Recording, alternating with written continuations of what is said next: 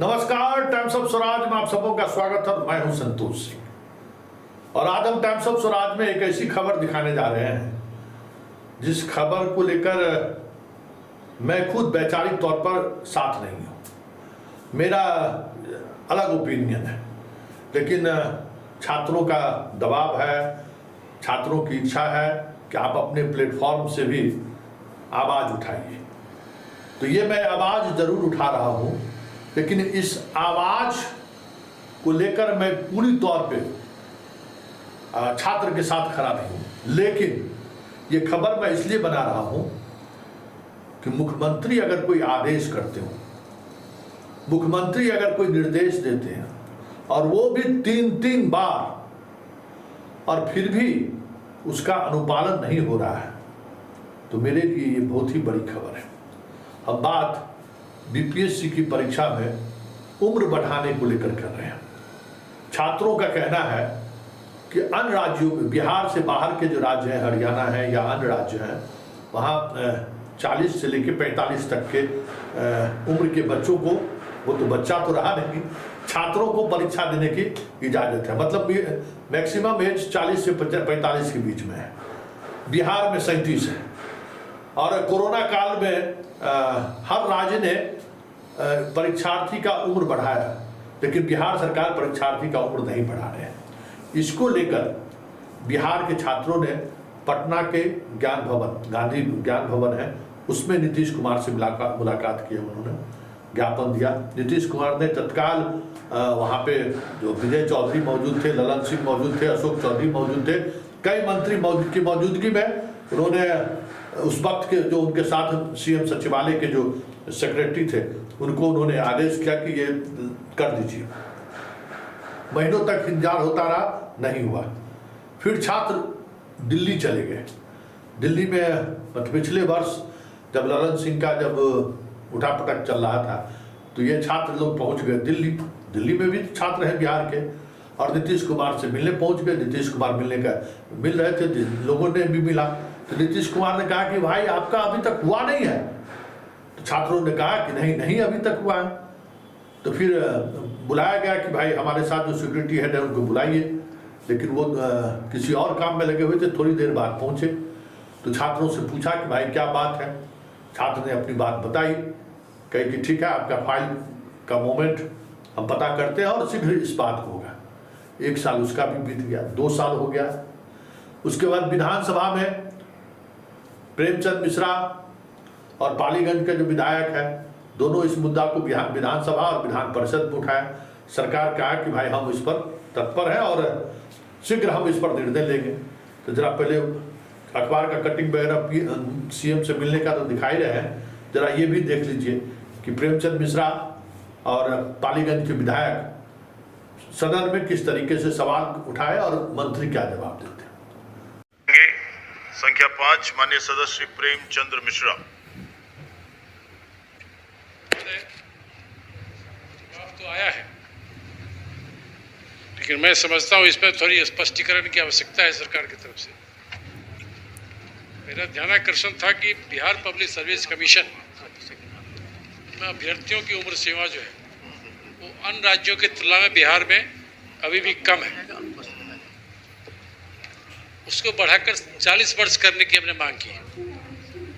Uttar Pradesh, Madhya Pradesh, Uttarakhand, even Chhattisgarh, इन राज्यों में, राजस्थान में, वहाँ की सरकार ने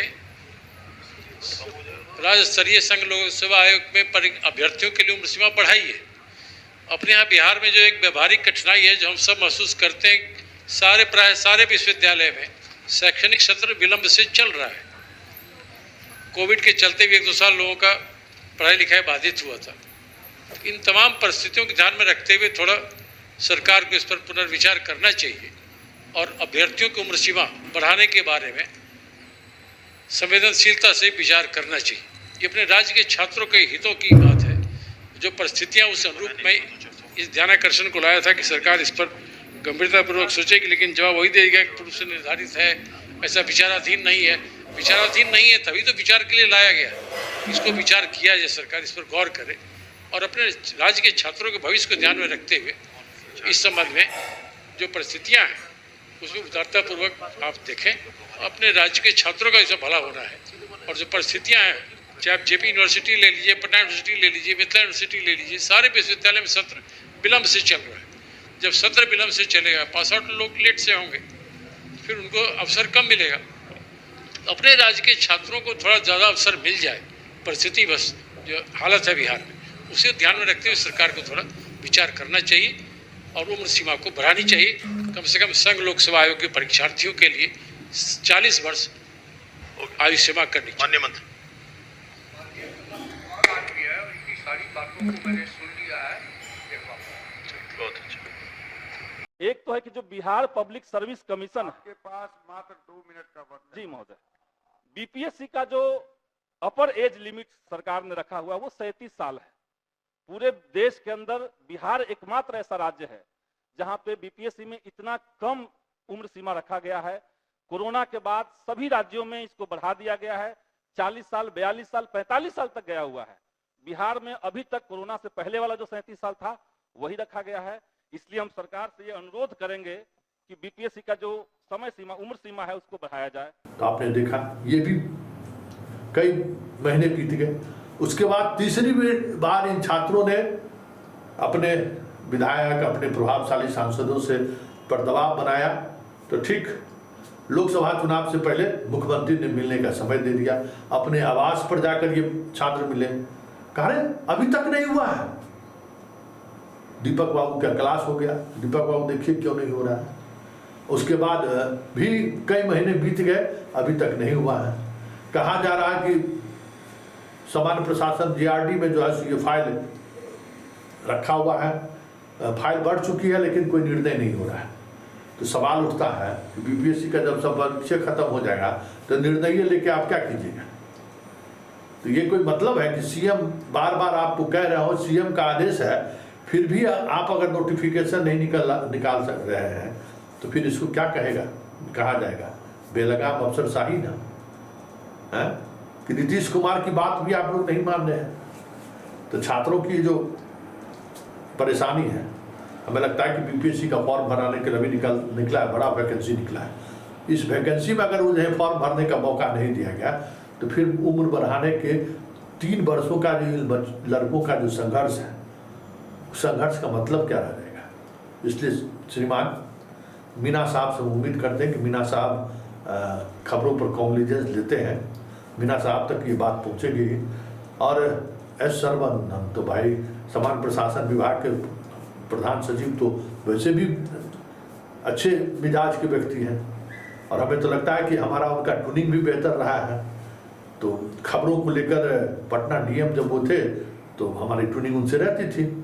कभी भी हम उस खबर पर अमूमन हाथ नहीं डालते हैं जो खबर एक वर्ग के लिए ही सही मायने रखता है।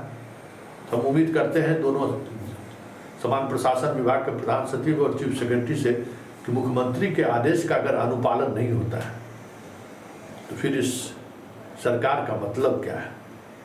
साहब थोड़ा ध्यान दीजिए, इन लड़कों के भविष्य का सवाल है।